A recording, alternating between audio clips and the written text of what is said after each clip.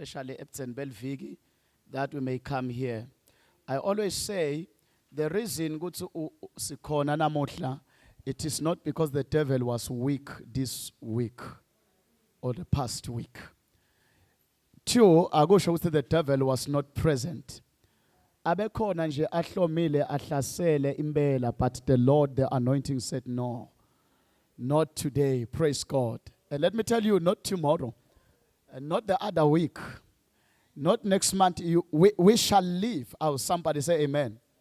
We shall live to declare the wonderful works of the Lord. Amen. I shall live to declare the wonderful works of the Lord. Praise God. Angutshele namhla awuyinzawo. Lo mntu sengilungise ne funeral cover. Lalela awuyinzawo. You're still gonna live and see beauty in this world. Glory to Christ Jesus. How many of you who are saying, I'm not going anywhere unless I see what the Lord said to me? Say amen. Glory to God. Say amen. Glory to God. Say amen. Glory to God. Glory to God. Glory to God. Glory to God. Glory to God. Glory to God. Say amen. Why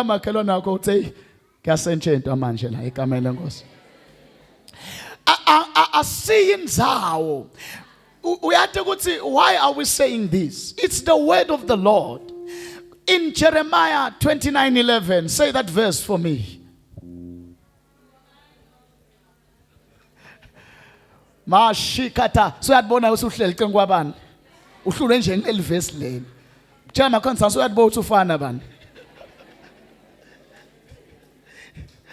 Jeremiah 29:11, shout that verse.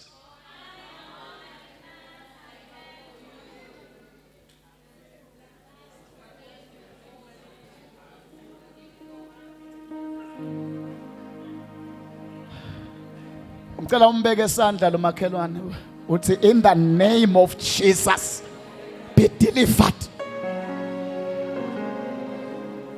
Alumda kwamthandazeli kahle lo khumbula uthi umlongathi leli verse le. Thani in the name of Jesus be free. Umthatha sikhokha leli demon leli kungade emaBhayibheli. Glory to Christ Jesus. Look at that verse, what it says. Little Bible, I know the plans that I have for you. Plans to prosper you and not to harm you. Kune last part bantu labangayinaki. It's the last part, to give you the expected end. I didn't hear this one. Uthi nkulunkulu, I will give you the expected end. That is why we are not going anywhere until we see what? The expected what? Oh, hallelujah. That's why we usually say, Lofuna ke ezulwini akento njani? Akathambele yedwa siyomkhanza embili. Thina we want to live here and see the expected end. And see how I will be. What will it be of me? Praise God. Hallelujah. Hallelujah. So we are not going anywhere. We are not going anywhere. Praise God. Because there is an army that's rising up. There's an army that's rising up. There is an army that's rising up, to break every chain, to break every chain, to break every chain, to break every chain, to break every chain, to break every chain. There is an army rising up. There is an army rising up. To break every chain, to break every chain, break every chain. There is an army. There's an army rising up. There's an army. There's an army rising up. There's an army. There's an army rising up.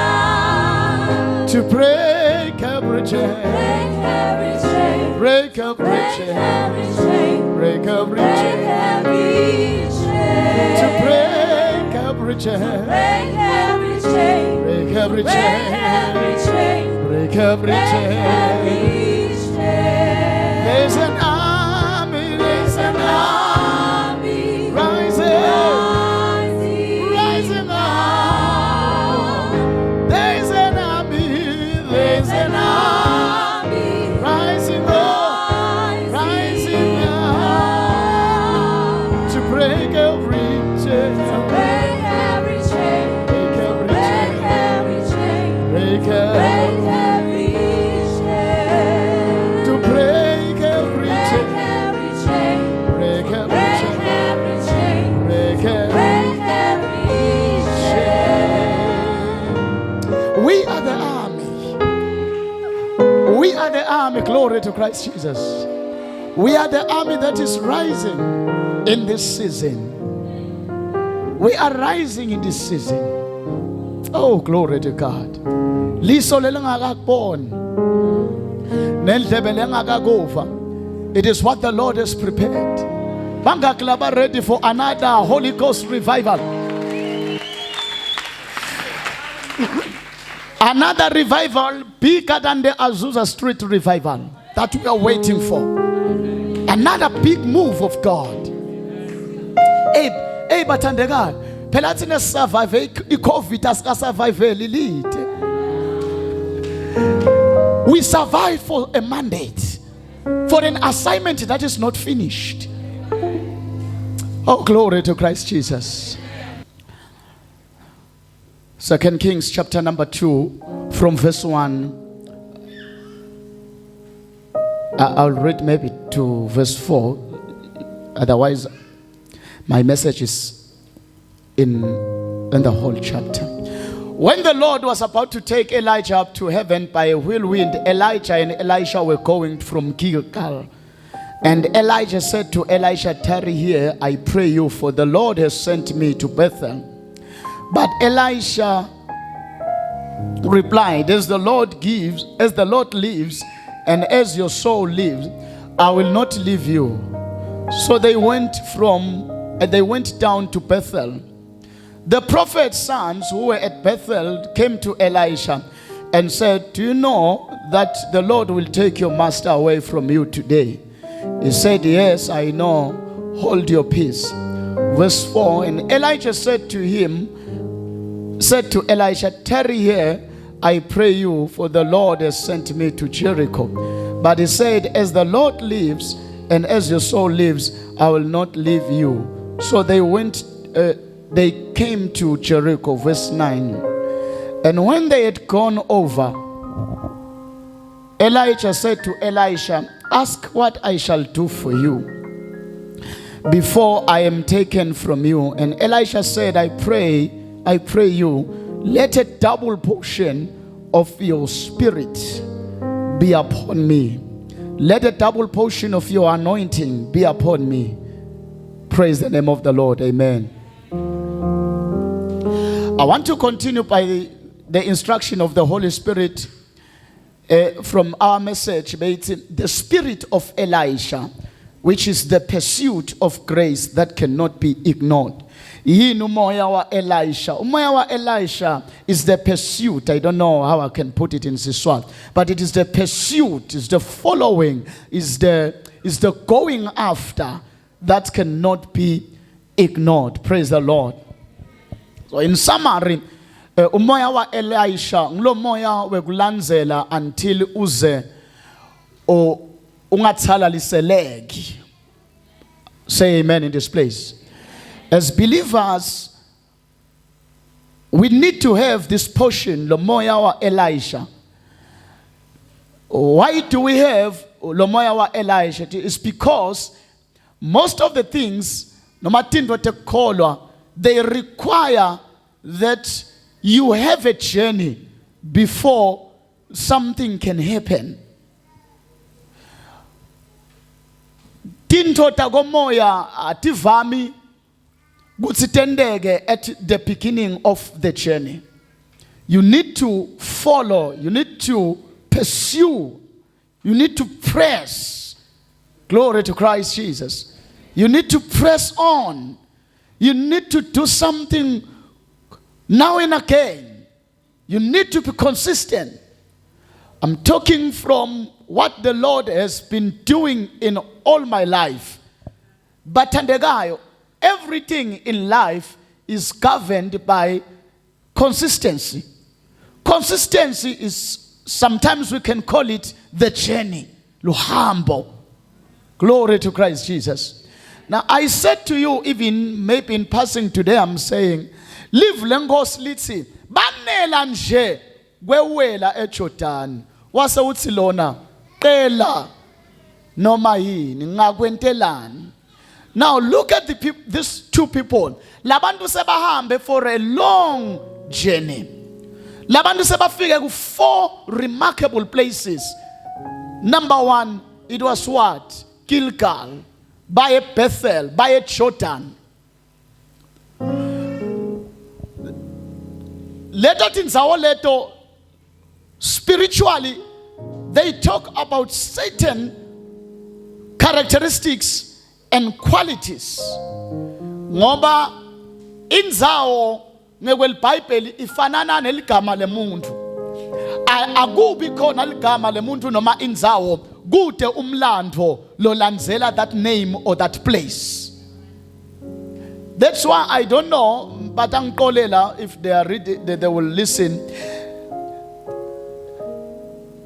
Like igama lelithi Jericho. Kube emasondo ethiwa ngimbe ngengilethe lisondo lithi sithi Jericho.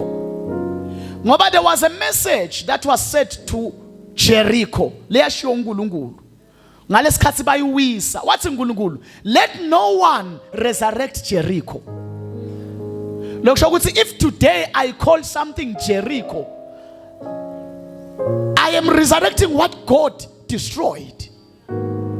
Akusima alphabet, akusiligama kuphela. Ligama, the message in the name is more important than the name itself. Are you following? Ngedulu kwaleli gama lo mnyanga angalithatha so cheap leli gama. You see, maybe lingaba cheap leli gama athi nje ngiyibitile nje. Okay, I don't know if other people do that. Maybe it's me alone. My cars have names. Yonke imoto lengiba nayo ngiyetha ligama. Do you know that? Alabanya bad. What's the name of your car, sir? It doesn't have a name. No name. When you have no name, you have no destiny. Because in our Bible, the name is connected to the destiny. This one is called David. When I go to car wash, I am going to wash David. The other one that I had was Jonathan. I sold Jonathan. I bought David. I don't know the other one that is coming. The other 7 that are coming, they will all have names. More than we are apostolic and prophetic. We understand that there is an anointing that follows a name. There is a grace that follows a name. So when I say this is Jericho, this is Gilgal, this is Jordan, when I'm full Bible, law apostolic, you don't just read and it is enough. Jesus went to Jordan to be baptized. You must ask yourself, who shoktini Jordan to us? Praise God. Now I'm taking it from natin zawleta hanjwang labantu lababo babili letin zatu Gilgal. Jordan, Bethel. To us, angeke kube magama athide. To us, it will be a message. Ngoba asisasi interested in the names, we are interested in the message. Glory to God. Because it is the message that changes us, not just the names. Noma bangakubita lo mnye ngevathi bambita nga Elijah but ukhuthuza abantu. You see? Amen. Can you imagine bathi ukhuthuzwe nge-Elijah sebhalwa statement emaphoyisa ukhuthuzwe nge-Elijah.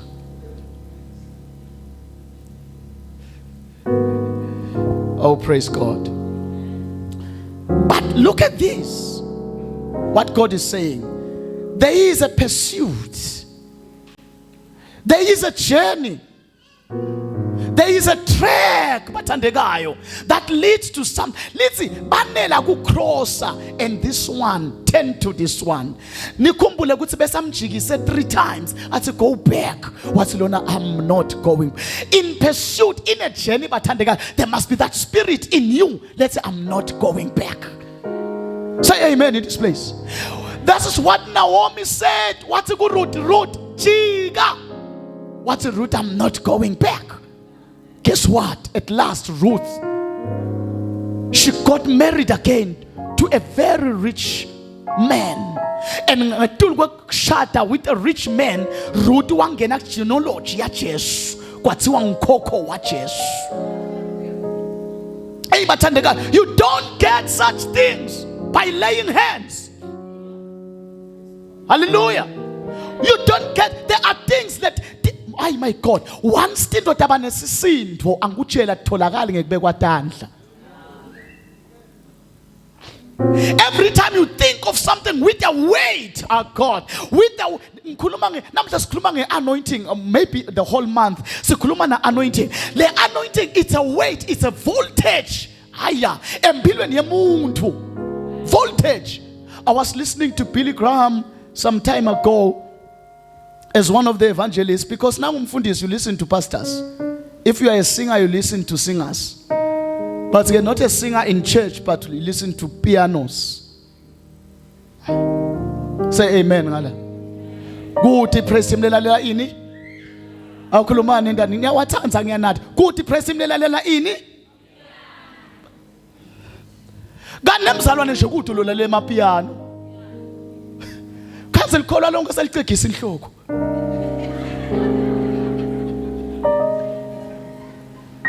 Oh, hallelujah. So as I was listening to Billy Graham, there was something that I noted. Billy Graham, one of the greatest evangelists, he used to preach 28 to 30 minutes. Shuthi nishumayo yami nje Sunday angayiphinza kabili because when I preach 1 hour. Billy Graham, go to YouTube, you'll find 28, 30, 28, 30. Most of his sermon, but that person has made an impact. What I'm trying to say, it's not how long you say something, but how anointed you say it. Are you following? I'm saying, let's go 2 hours. Speaking something that cannot change a life. When there is an anointing, let them give you just 10 minutes. No max school, no max 17. Let them give you 10 minutes.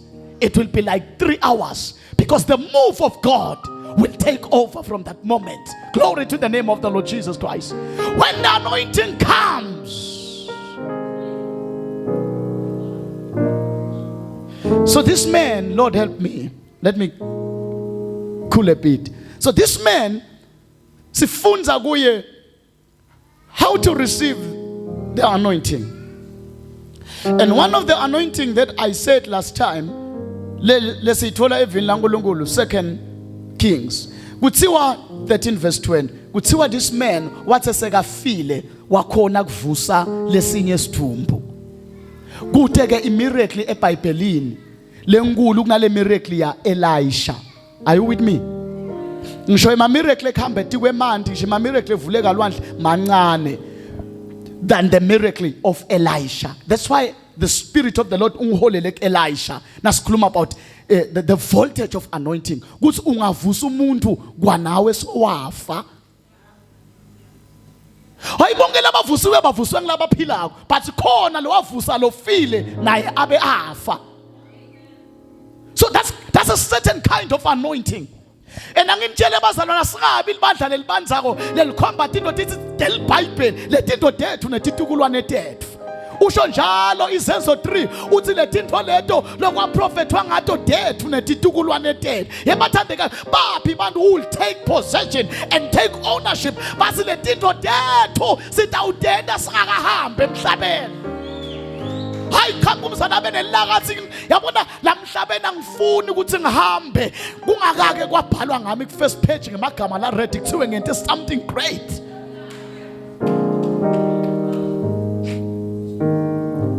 So these things are ours and our children's children. So this man resurrected. That is the anointing of resurrection. I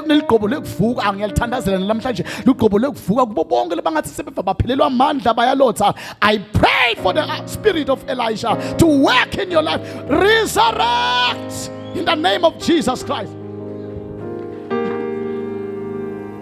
So I said to you, because I'm a teacher of the word. Ngithi lo Elisha lesimbona ku conclusion avusa umuntu afile. Asimthatheni ngalesikhathi asabidwa. The quick things that I will just say because today ngifuna ukukhuluma about Gilgal. Say Gilgal. But as a teacher again, that is your problem. Because every time you want to preach or teach something, ufanele wente a recap. Especially for those who can't say bebangeko. Elisha number 1 iBhayibheli lithi nakabidwa wakhanzakala asebenta, he was working. Amen. Abelima bophele tingabi abusy. Wathi uNkulunkulu, I like this because even God doesn't want lazy people. Lazy spiritual, lazy physical. uNkulunkulu nje uyalinyanya livila. Lokubuwesi ke kubese kuba nelivila la komoya whereby uyativila phela kwawena tinto ta komoya to benefit you. As a believer, you must work. The Bible lithi, let's serve the Lord with fear, working our salvation with fear and trembling. Umemandondo with your spiritual life. Oh, glory to the name of the Lord. Working out your salvation. I was talking to my brother Zion yesterday, and it's the timeless pilaguto, they are very difficult. We had to go with this thing at TikTok. You can spend an hour. Hey, those things are very, very addictive. Ungamqeda 2 hours or hour got TikTok, but to total Bible 15 minutes uphelile. Nina ngicabanga ukuthi kunormal lokho. Do you think that's normal? It's not normal. And as a church we must wake up, because if we are not careful about this thing called the phone, TikTok, Facebook, Instagram and stuff, hey, you will die. Gona lo kwa TikTok kuloku kwenda nje kuthi buya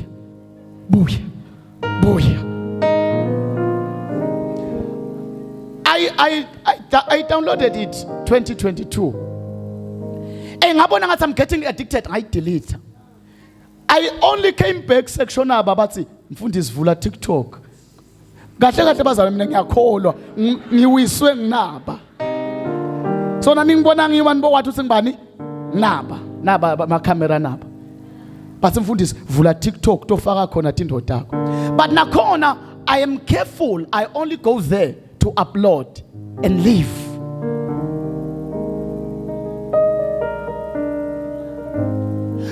I'm careful ukuthi ngeke ngimqethe 5 minutes nga TikTok. No, I am afraid to do that because I know the dangers of such things.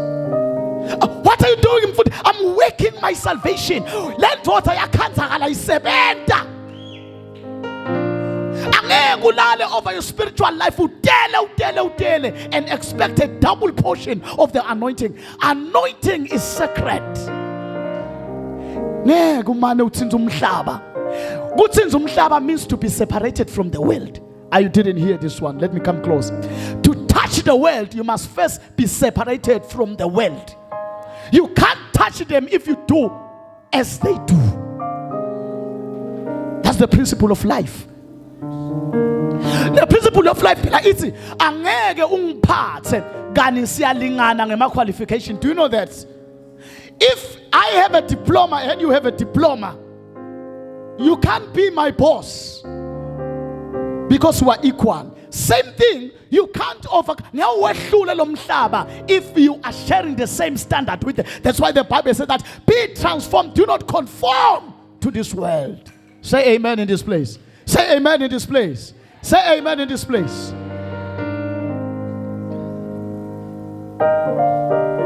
Work out your salvation, young people. I always tell Bambula Bashangiti, nekunqoba umtimba wakho.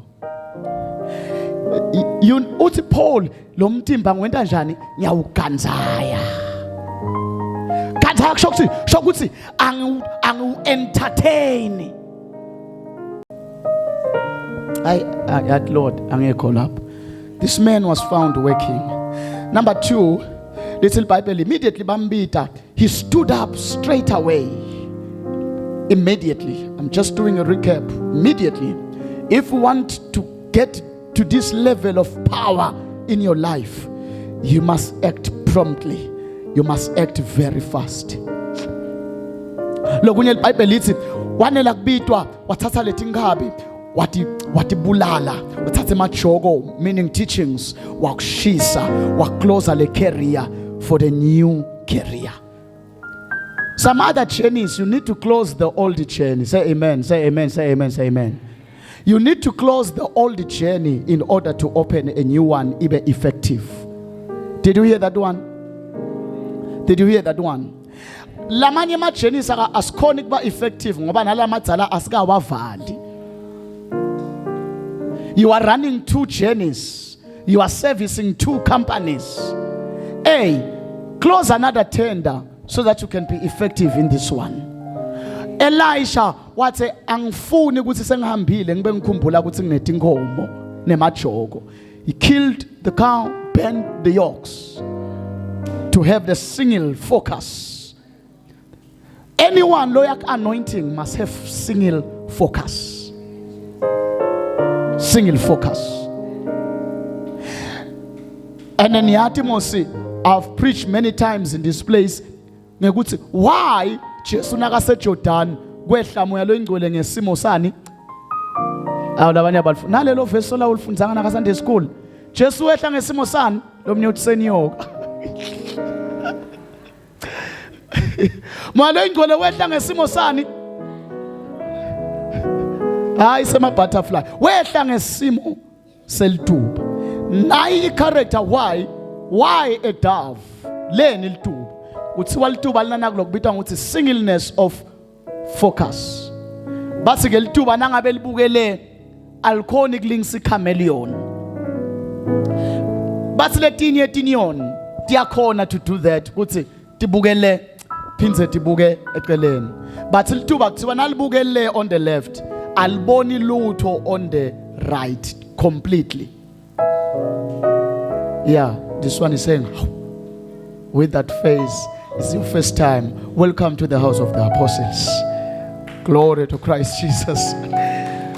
So the reason Mwalengwele ete symbolizing a dove, he was coming to say, now if I'm in you, we gotta have singleness of focus. We can't focus on many things at the same time. You are not going to do anything. The anointing, it's bend this yoke so that you can have one focus. We are focusing on many things. Many things. That's why the anointing, we are suffocate.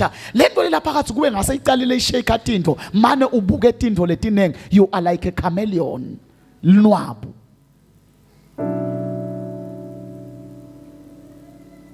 Praise God. Hey, Lord help me. All right, so this man was Shisagonga closing the old page, opening another one. The other things we said, wabita bonke bantu kule community batodla letinkomo ba witness emajogo asha. Emajogo akho kufuna ubite abantu bawa witness asha. Ungathi sengithethe another path. Bantu tell people that emajogo ambe kunene. Nangabe ngelunch besihamba sokwenta into. Memetela the day so yekela. Ngoba na ungamemeteli, people will always think you are still there. Lento siyabita abantu asibuyani.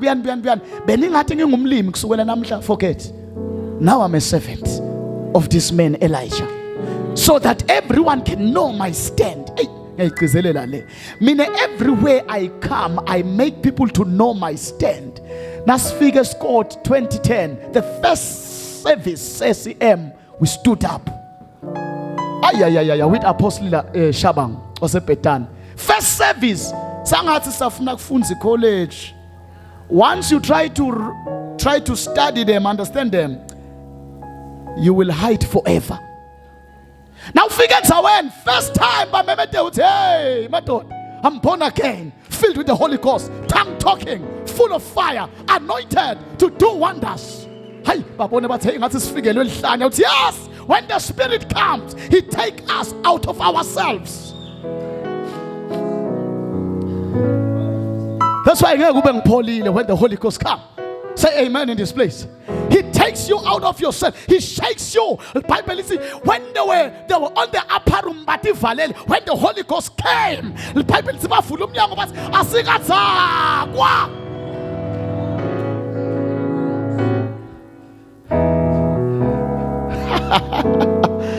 Rokopo jata brataka. Liswabita bonke bantu watheng mango wasembi kwakhe. Kusukela namhlanje benathi uthi ngitholakala la. Angakhombi indzawo. But kusukela namuhla sengawutholakala la. Babe bakhomba lapha lesi. Let everyone know, let everyone be aware. Don't take a course and never announce it.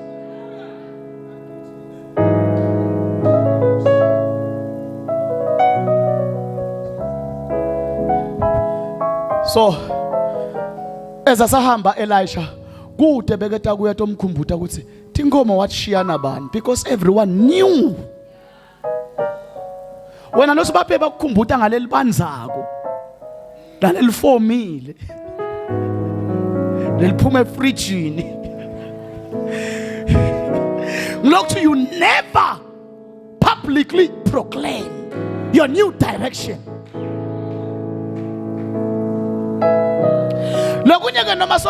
Public proclamation of your new direction. Let them see that you are really serious.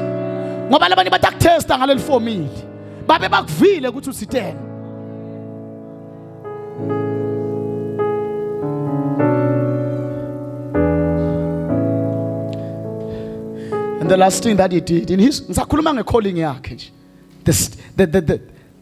the calling, what happened when he was called? The last thing, little Bible, then he began to follow the course.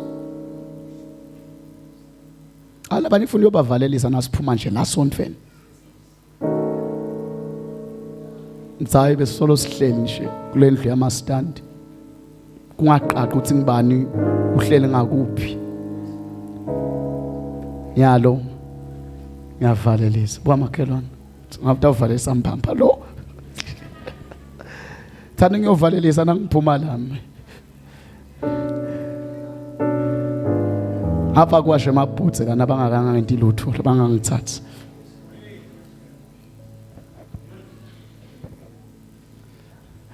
nakule relationship ya 7 years hamba uvalelise man how lo mnyaka khona nekufakaza uthi nakathi uyavakasha uthi uyafakaza nje kubuye lo kwa 7 years umvavela ahlale phansi lo mnini bathi ukufakaza ngani lo 7 years akadlali Nawuthi ufuna kuphakama uthi makhathaka sasimangele abantu thina bajabula ngani kumoya. Lo 7 years nemfundisa kaMark lo 7 years. Ambuvalelisi. Labanye ke kuwese kulo 7 years. Somthethelele kayi 15 lo bhuti noma lo sis. Cha Nkosi yami naye ngumuntu nje ngiyambeketelela. 15 times. Kanze bosisi labayi 15 times laqingweni lakhe solo uthi uyambekete ngumuntu naye njengalabanye. Soka. Hamba uvalelise. Bathi usengiphumile. Shisa nemajoko lapha ya.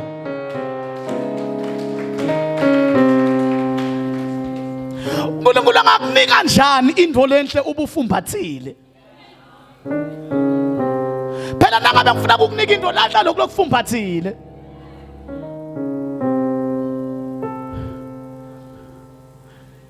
Lokungela bakufumbathile kufana na insetse nangathi wena wata uyatala insetse beyiyelo. Sekubitha ngani nje inhlanhla yini something not into of yana kuyelo nje akukhona kundiza kwensethe ukusaba nje ukusekhashana ukuthi ungaqabanga ukudla nje hayi umuntu uyibambile into of yana uyibambile thayi lena yami mfundisi uyadlala lena yami ngamthatha blomunye uthola indoda lena yafika yathi ekhaya babe Mark I'm taking a new direction. Niyathi indvodzana yenu beyingumlimi but now I've got a new field. I am in the field of the Lord.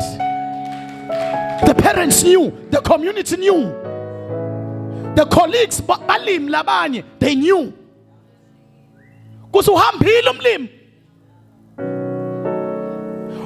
What are you doing, Elisha? I am charging and stirring the anointing. I'm shaking this thing within me. Hi, angikhulume with this few minutes or in this few minutes last said. Bahamba tinzawo letingakhe bathandekayo. Are they 3 or 4? According to my Bible, they are the 4 places. There is Gilgal, there is Gilgal, then bese kuba ne Bethel, bese kuba ne Jericho, bese kuba ne Jordan, before kureleaswe the double portion. Yabona kube nisesontweni lelinye nje ngakuthiwe sifika kwathiwa receive double portion. Sineke lana ngeke ku receive isinto ungade ukuthi itholakala njani. We need to teach you the word of the Lord, how you receive double portion. Double portion in your body. Uthi ungathi unabo 60 uthi ngathi una 35, that's a double portion. Lenye indvodza phela ina 85 yathi ngidiva nginemandla. Ngisengaya ngishempini. Ina 85. Ithi ngiva ngathi ngaqhumba. Ngiyempini. That's a double portion in the body. Feel refreshed.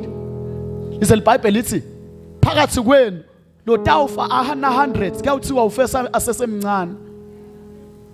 You didn't hear this one. When you die 100, we will consider it premature death. Kusho uNkulunkulu.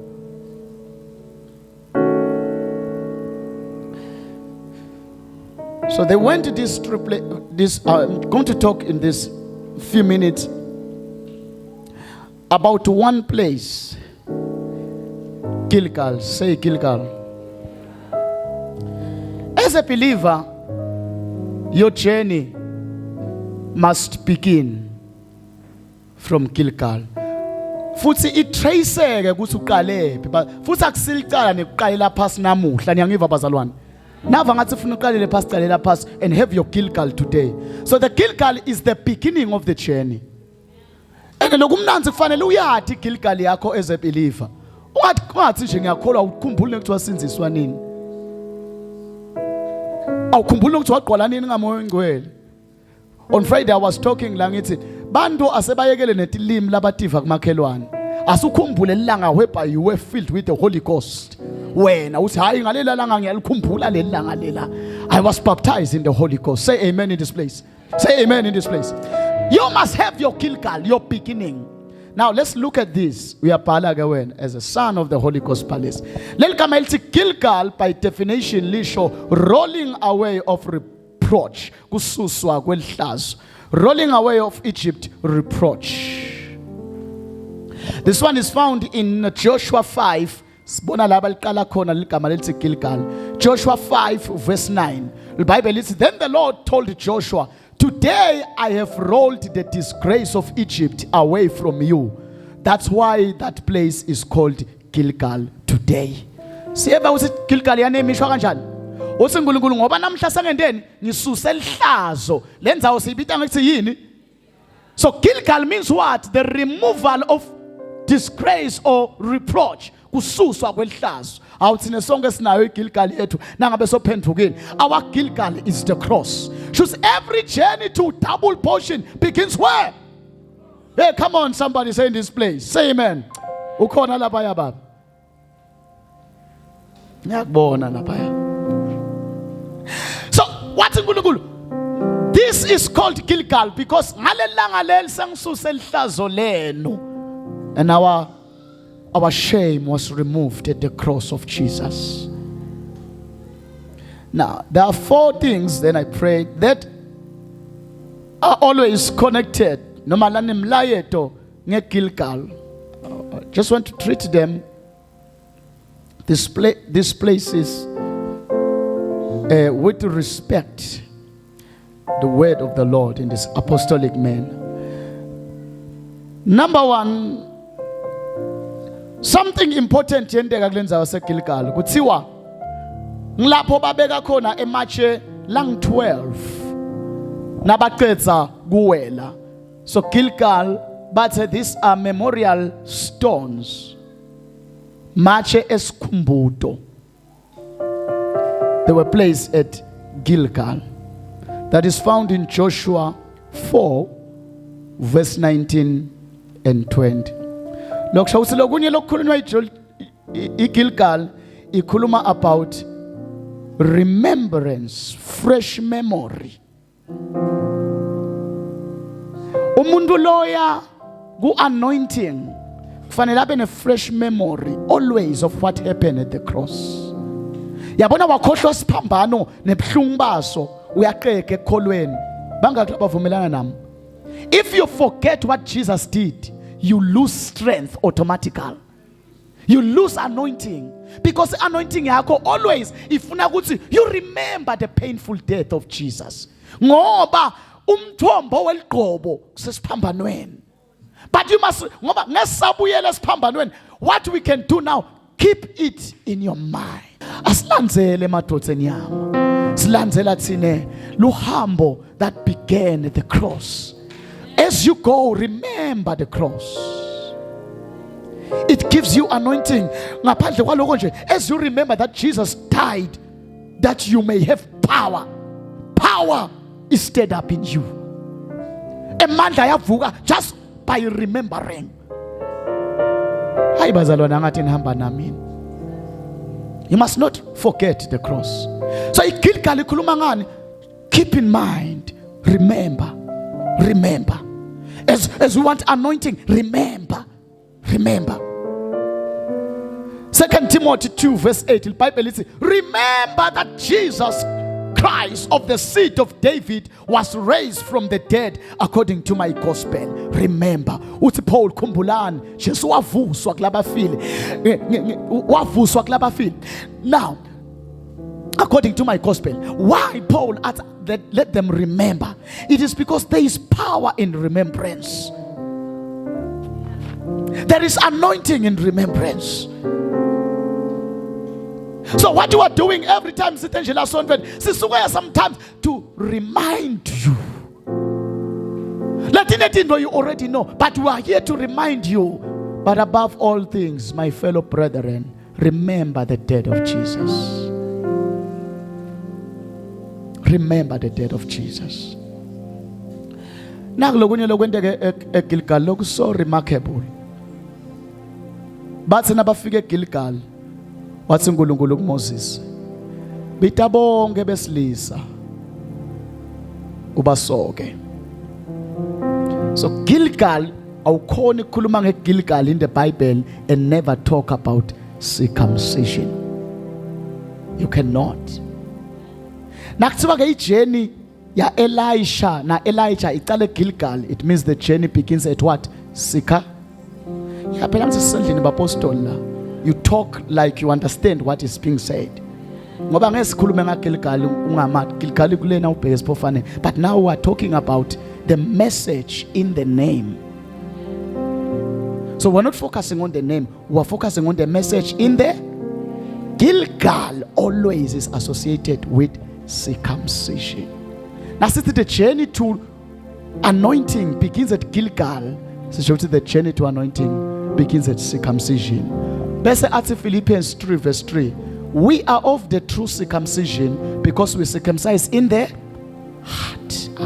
Ngosi Jesu msithe kule sonto leli abalifunze iBhayibheli malo ingcwele.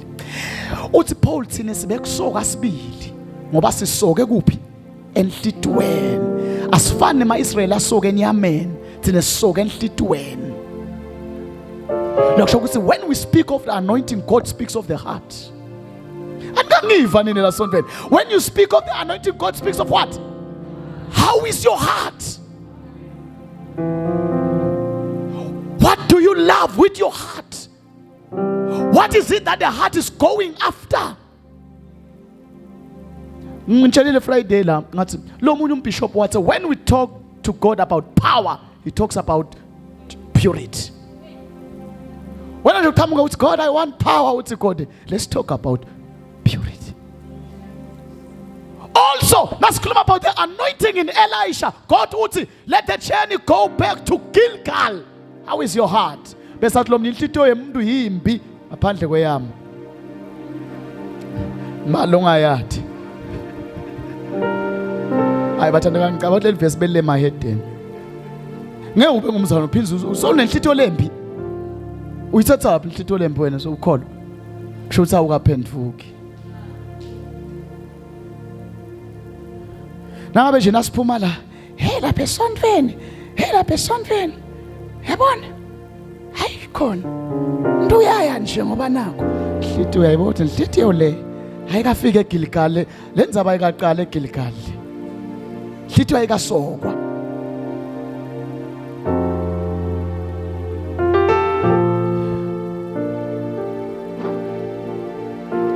So Paul said we are of a true circumcision. That is found in Joshua 5 verse 2-3. Ngesikhathi Moses immediately bawela bafika eGilgal bathi uNkulunkulu basoka. So Gilgal bathandekayo, the journey to our anointing, it must start at angengikhulume nge-circumcision is very deep. In the flesh it's the removal. Also in the spirit is the removal of dead works. Imisebenzi lemibi lemdzala. Kususwa kwemisebenzi lemdzala. Nemuntu lomdzala abulawe enhlitweni yakho. Amen. Lofaka cuts onke tonke lento nalokulalelako. Nalama piano nayo yonke lento ususwa komuntu lomdzala. Amen. Labanye batawuze bafisa ukuthi kuba umfundisi uthi inombolo yami. Abakabona lethi ngifuna ukuthi post. Aso sengivele nginayo. Angeke ngisayidelete. Waposte mapiano ngiyaviewa. Ngiyaviewa.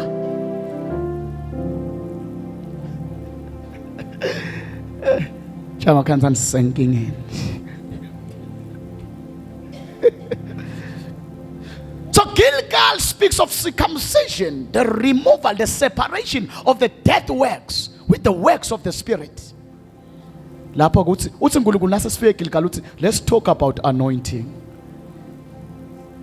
uNkulunkulu bosonga khuluma no, I can't talk about anointing in a defiled heart. Ngoba ngidawuthi nasengenta tindvo ngikusebentisa wena utoqabanga ukuthi nguwe ngoba inhlito yakho ayizange ekudilwe nayo. Phela uNkulunkulu ngawe uyasendisa tindvo letinkulu thina manje uyasaba ukuthi Nangasuka asebenzise wena entweni lenkulu avusa umuntu. Ngalokuthi inhlitiyo yakho ayikasokwa. Wena ungasuka umile emananga maphiko. Cha mke sohamba kanje la sonto. Bathi unani bani bathi hayi phakulamana ungivusa umuntu. The heart. If the heart is not dealt with, the anointing cannot be released. Ngalomnye noma ende into la sontweni sofuna ngathi singakusho la pulpit akusikonke esitakusho bathandekayo. Sometimes akwenta into lenhle sithule sidu sisuke sisana ngule heart yakho. Na bengilalela umpostoli Gavent uthi umsebenzi wabo babe ebandleni like spiritual fathers ukuthi sometimes ema sons abawabeki kusofa funa behle wehle uyijiki son uyijike kusemento uyibone ukuthi behave njani. Ngilokuthi lapho yini lapho uthi wenta into lenhle sente ngathi asikaboni. We are helping you so that your heart can know ukuthi angendeli umuntu. Ngoba nanjalo na wenta into siyakudumiza. Tawucina cabanga ukuthi wendela thini. Sometimes na wenta sente ngathi asibone. It's for your own good. Siyakudumiza nyela mina ngiyadumisa la sontweni ngiphika nje munye ngelanga. Noma after a month.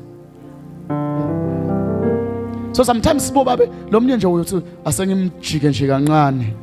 Ayi mina ngijikani kakhulu mosi bazana. Umjike nje kancane umuntu. Ubone ukuthi ubehave njani. Ha mina bangiboni nje. Ha dunyiswa bobani. Thina siyayekelwa thina la. Ngibona nje kupendiwe ngimi la. Mfundisi ubinzile. Hayi kufuna siye Gilgal. Hayi kufuna siye Gilgal. Kulento lengakalunga enhlitweni. Ligqoba ukuthi lithi Zulu no. Ubathe ligqoba lithi Zulu no. Amosoke inhlitiyo. Ayangicetha ay. So number 1 is the 12 stones. Number 2 is circumcision. Number 3 lokwenteka eGilgal. Ba celebrate kweqala liphasika. Nafunza Mose ngaIsrael aphuma hamba 40 years. Abengali celebrate liphasika kuphi ehlane. Wanela nje ku cross iJordan afike eGilgal lithi iBhayibheli baqala ba celebrate iphasika bathi lethu liphasika selento enjani selihlatshiwe. After 40 years baqala bamemeta. Nasikhuluma ke ngeliphasika sikhuluma about the finished work. Sikhuluma lapho sikhuluma celebrate ini kufa na Jesu. Wakhuluma nje ngeliphasika ukhuluma ngani? Siyokwendani next month bathandekayo? Siyobe sikhumbula kwendani? Kufa nani? So liphasika kusiligama sento. So we are not celebrating Passover. We are celebrating the death and the resurrection. Nansi ke iBhayibheli for the first time ba celebrate Passover. Lokusho ukuthi Paul lithi in our journey to anointing we must die and be raised with him. Niyafuthi kusimple kwani kuba sendlile abapostoli esontweni. Leli Bible selichaza ngelisiko, uthanda ngelisiko. Asunguli la tulo. Akuthiwa ke sicale eGilgal. Shuthi abantu abayephasa emanti. Bangqwatshwe na Jesu. Kuze usilo tawuvuka. Ungavuki lo wena. Kuvuke lo muntu lomusha. Sesingaqala ke sikhuluma indzaba eliqobo kumuntu lo njani? Yo, ba liqobo alihlala etibini. Liqobo nawo nje unaliqobo lithi fani asikhona ukuthela the oil kulo wena lomdzala. Ngoba wena lo wena lomdzala ngithi ngishumayele nje ube uphethe i-red pen. Yamomvu lomdzala. Uyathika lokho uthika kancane abunenge ngithishela nangajabuli ngithi nje. Halabani nje ngoba ngishumayela bayangithika nje. Yebo. Kusawu lena yabani? Lokusho bani? Oloka liqoba lihlali ke kulomuntu loyo kufuna afe. Lizulu ngoba phela vela alitheli the anointing on Adam, lithela the anointing on Christ. Ngiko Christ abita ukuthi is the anointed one. wena na unguwe nje unguwe kanje ungu-Adam lithi izulu singamthela njani liqobo lo wehlani yamalala qingwe ensimini akhuluma inkosi ekhathe Holy Gospel lithi izulu singayithela njani anointing lona lesitawusho sithi ukuphi na sesathela liqobo ku-Adam no Adam must die, Christ must rise. So God can pour anointing on Christ. This is my beloved. So I can pour anointing because he's beloved.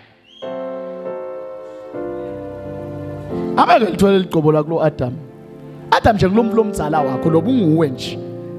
Angathi nesibongo sebamfula abavama kusiphoqa bathi ngilosimelane nje. Loyo ngu-Adam ke nawuthi nje wena phela mina ngwakasimelana usuke usho ukuthi yabona nyalo ngene Adam umengethi nyawo angendiwa nje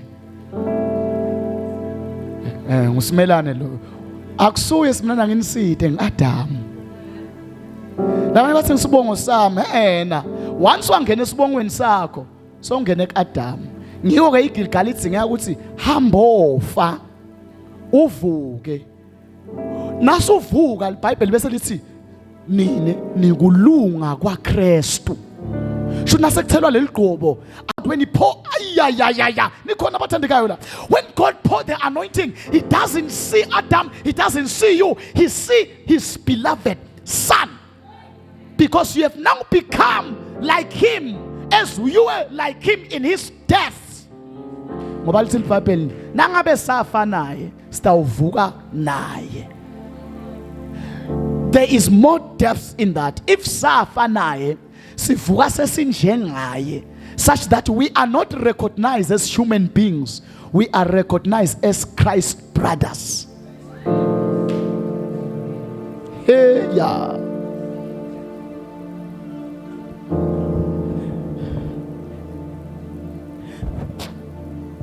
I usually make this example I usually make this example ngithi yabona nangabe unendothana ekhaya sayithatha umfati uthathwa yini umfati noma intombi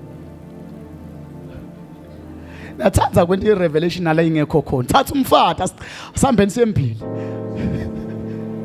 pheke kusikhoreke nangabe unendothana sayithatha umfati lo mfati nanimthanza ninela khaya animthanzi on her capacity nimthanza on the capacity of the son ngoba nine animati nine nathi ini indvodzana yena nanimupha lo mfati aniphi yena nine niphi indvodzana kanjalo nasifa eGilgal sivuka naKristu lizulu naseselinika thine lona alisaboni ukuthi nguwe selibona le ndvodzana but wena ufuna uvete lesimo sani hey ayishaye le ntandla inkosi kulenza. Praise the Lord. So that one, the first Passover itholakala Joshua 5:7 to 10. The last thing leyendeke Gilgal.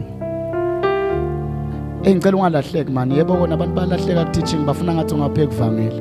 Ngiyacela ungalahleki lana sikhuluma ngejourney. Say journey kufuna ube patient, nurse the journey. Azi umuntu abone ukuthi kufika lapha kusukwaphi. The last thing leyendeka nabafika eGilgal lithi iBhayibheli badla dithelo kuqala deliver lesethembiso.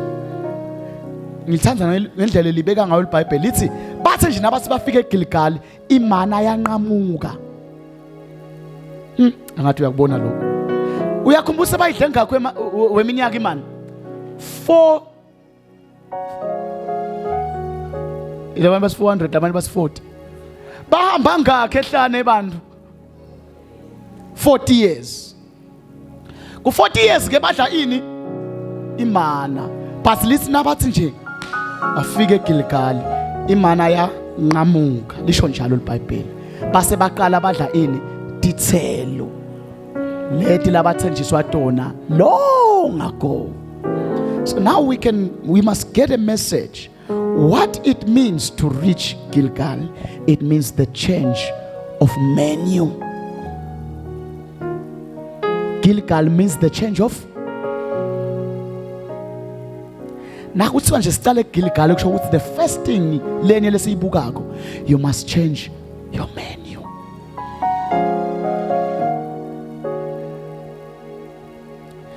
Ngoba hey, wonke umuntu lesimbonayo la uvela njengale menu loyidlako. Wena nje uyi result of what you eat.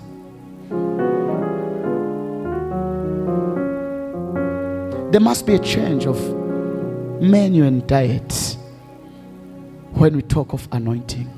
Kungathi izulu lithi nakabe ufuna ligcobo sicela ukwakhela imenu ukuthi kudliwa kanjani. Angathi niyangefa la. Kusho izulu akusho mina bazalwane. Mina konke lengitshela kona kula eBhayibhelini.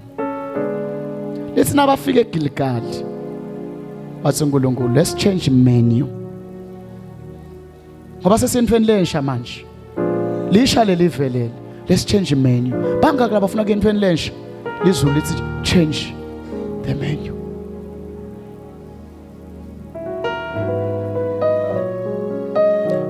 Listen, Bible, they began to eat fruits.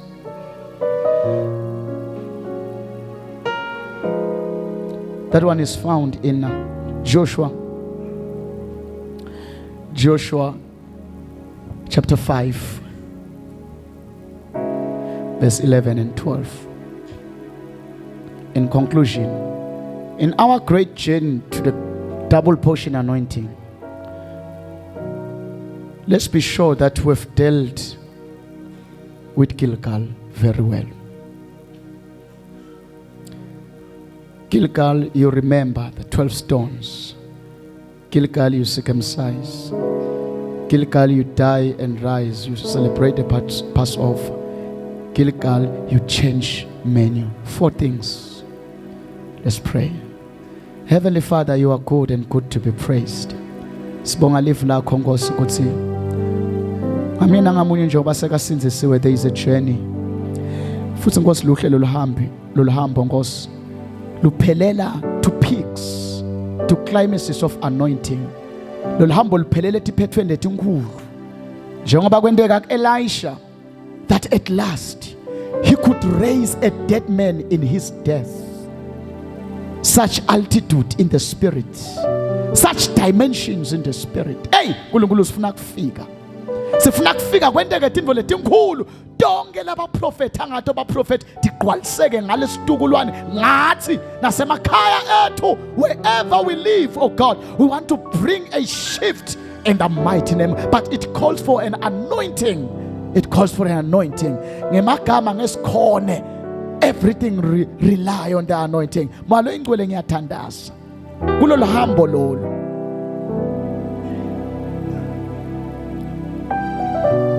Let everyone begin at Gilgal.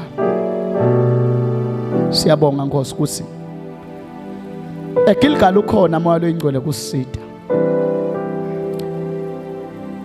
Ngoba ngeke simkhumbule Jesu unless the Holy Spirit helps us. We can't be circumcised unless the Holy Spirit circumcises us. We can't die and rise with new nature if the Spirit is not helping us. We cannot change our diet if the Spirit is not helping us. So Holy Spirit is all about you. We surrender ourselves as a church, as a community, as Mbigwake, Matapa, Swaziland. We surrender to you. Our families, our children, our properties, our everything. Konga sikubeka into your graceful hand in the mighty name of Jesus. Amen and amen.